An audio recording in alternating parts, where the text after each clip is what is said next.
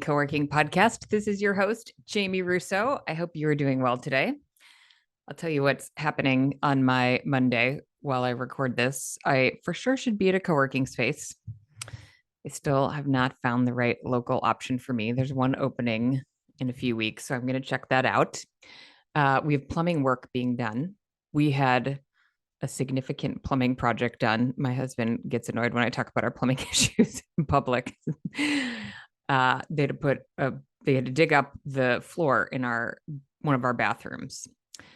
Fortunately, I did not I didn't retile, only because I haven't gotten to it yet because I've had so many other things going on. I went to the tile store and they were like, "Oh, you probably also need to redo the shower tile," so I had to start over and was not ready to make those decisions.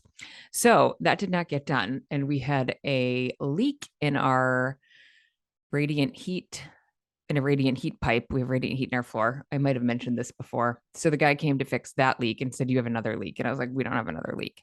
He said, "You have another leak." So we did a bunch of testing and found it in the bathroom, where they had dug a hole for the plumbing project. So they had to come back today and drill up the concrete again to fix the hole in our radiant heat pipe. So loud. It's been very loud. And then I have two dogs who go crazy with all the noises. So one of them is hiding under the couch in my office, and one is sitting under my chair. And we'll hope that we can get this done without tons of other noise. So we're going to make this work.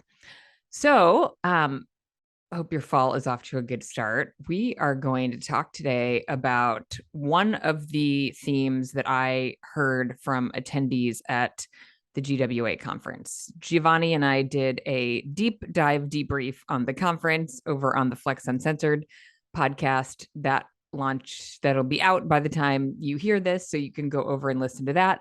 But I like to dig into the details. Gio and I are kind of bigger picture. I like to get into a couple of practical takeaways. So I'm going to do that in a minute. Let me first recognize our latest certified community managers. And this is so fun. Our community manager group gets more fun by the moment. So Becky, and I'm not sure I can say the last name. We've got some tricky last names here. But it's Bottjer at Altspace Coworking in Bansko, Bulgaria. Congratulations, Becky. You are co-working community manager certified. And then Jessica Carpinella, she is with Falmouth Shared Space in Falmouth, Massachusetts. Congrats to both of you. Super exciting. We've had a lot of new folks join the program. We have a training coming up in 2 days, our monthly training. So looking forward to that. Okay, we're diving in. So what I want to talk about today, a theme that I was picking up from conversations I had at the GWA conference, is the fact that co-working event space is hot. So I've talked about this a couple of times in other contexts, but I wanted to just really pull it out as a theme to think about. I recognize that you may not, in your current space, have a setup that is conducive to hosting events.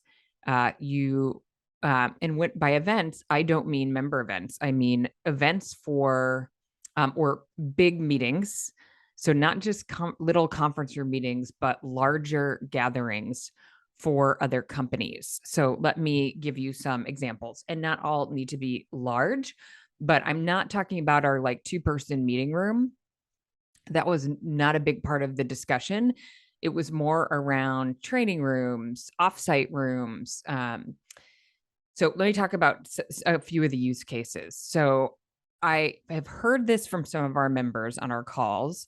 So I'm not going to share details, because what happens in our Academy calls stays in our Academy calls, and also side conversations I've had with folks. But we have some folks doing some very significant revenue in dedicated meeting space. And when I say dedicated, they compete with hotels to some extent. So I'll give you an example that came from the conference. I hosted a panel that was on marketing and about knowing your end consumer, It was an excellent panel. I wish that it had been recorded because it was so good. And I would love to share it with you since most of you weren't there. But Morgan Burns, who's the director of marketing from Rome Coworking, they're in the Atlanta market and they are just opening in Frisco.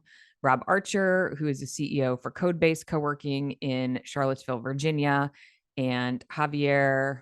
Hold on, I always get Javier's a long name. Javier Garcia Iza, who is the CEO of iOS Offices. They have, I think, 40 locations in Mexico. It was a very exciting panel. So one of the things that Morgan brought up is that they have been seeing a big increase in demand from local companies that are using their space as gathering space. So they're not going to HQ to have their meetings. So Atlanta has, Home Depot, Chick-fil-A. Who else did she mention? Who else is there? I'm blanking on who else she mentioned. Some big, those are probably Fortune 100 companies that get budget for meeting space. And instead of going to the local hotel, they're looking at a solution like Rome, which has significant meeting space options. If you go to their website to book a meeting, you can pick a meeting that varies in size greatly. So any kind of meeting you want to host, Rome can host you, and they do catering, they do all sorts of things. So hold on, let me read what her website says. Rome Coworking Atlanta. Hold on. Sorry, I should have pulled this up ahead of time because I love their tagline. Loading. Okay. Meeting spaces crafted to inspire and engage. I love that tagline. And when's the last time you were at a corporate meeting that inspired you or engaged you? It's probably been a long time for some of us who are entrepreneurs. I remember my corporate days and I remember meetings being painful. So this is probably had a unique situation, but I worked for what used to be Kraft Foods, and they owned all processed food brands that are terrible for you. And so all of our meetings had to come from the Kraft kitchens. DiGiorno pizza with Kraft salad dressing, all stuff that was not good for you. So our meetings, the catering was terrible. And none of the meeting rooms had windows. It was just, they were not inspiring or engaging. So now the choice is with the person organizing the meeting, right? They get to pick their meeting space. It does not have to be at HQ. It can be at a Rome location that's most convenient to the people showing up to the meeting, and Rome can accommodate their needs. And Rome has beautiful coffee bars and places to work. So they said they're getting a lot of direct leads for that business, and they're converting folks into memberships when they come in and can give them a tour and that kind of thing. But I thought that was very interesting. Again, if you look at Rome's website, you will say, yes, we are not probably set up for that type of space because it's a significant commitment to real estate to set up that much meeting room space. But I think more than ever, and this makes sense post-pandemic, that is happening. 25 North hosted a happy hour for us in Frisco. I think I mentioned that on the podcast already. Their team was amazing, and we hosted it in their sort of multi-function event space. Awesome, like beautiful kitchen, really movable walls. They are hosting church groups. They're hosting all sorts of folks, and they can open up that space and they can expand kind of into the flex space to make it bigger. So they've designed the space to be really flexible and multi-purpose. It can be a training room. It can be, we used it for happy hour. It can be a number of different things. And they have all sorts of groups that are coming in. They did mention it's a lot of work for their staff to be moving that furniture around all the time, but they're also doing significant monthly revenue on their meeting room space. So, and again, that's like the bigger groups, not just their smaller onesie, twosie. Not that they're not, that just wasn't the focus of the conversations that I was having. And I've heard this, I've mentioned this a few times on the podcast, that the difference today is that folks are equipped with budgets to use, and they're just becoming more aware that co-working spaces are a place, an option for them, like church groups, like actual, what's the word I'm looking for? I'm totally blanking. I'm Catholic, so mass is it's coming. Service, I guess it's service. Using it for service, using it for Bible studies.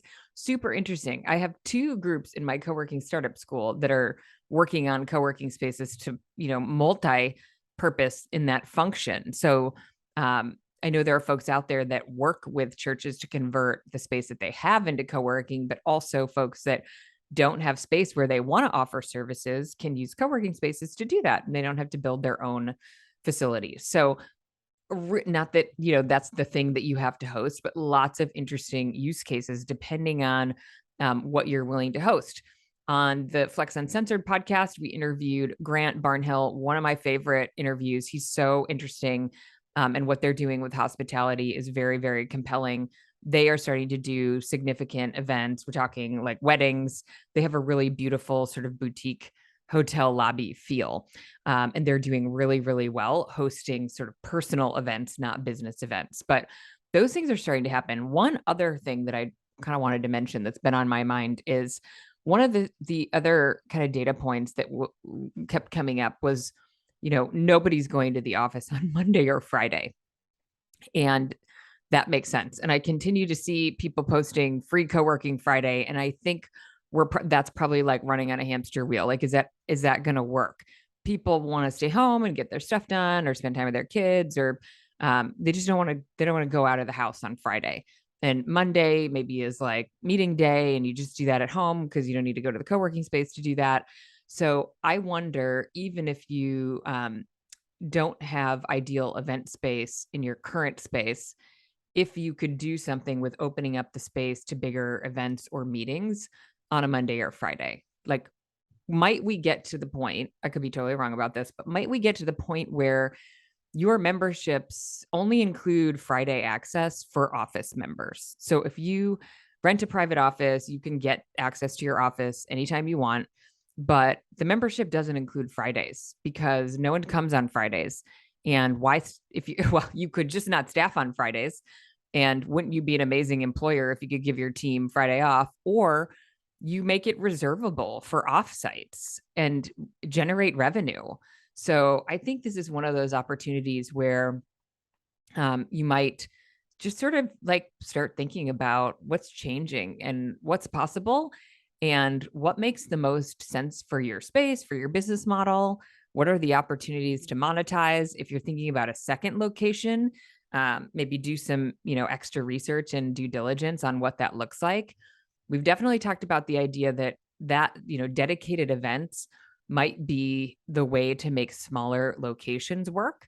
And again, I wonder if you sell a membership that doesn't guarantee access. Maybe there's a caveat in the membership terms that says, here's your super inexpensive flex membership that, does not help my business to survive. We reserve the right to host events in the space, offsites, workshops, whatever it is. And on those days, you won't have access and we'll give you notice ahead of time. So I think we're just going to start seeing things shift and looking at ways to do things differently. And we're not always going to optimize for revenue, but thinking about if that is one of your goals and you just want your space to be useful and to have sort of a business model that's going to continue to grow with the changing environment, the standard, Monday through Friday, like office use may not be the model that works best moving forward. So just some food for thought. That's it for today. So I'm going to put the link to Rome in the show notes. If I can think of any other kind of meeting driven spaces, we have a couple in our membership that I'll throw in there. We'll do that. And I have on the schedule for our Everything Co-working Academy doing a how I did this around building meeting room revenue to kind of do a deep dive on that. So stay tuned for that. And we'll see you next week with an interview with an operator that's gone from 4,000 square feet to, I think, 22,000 square feet. So stay tuned for that. We'll see you next week.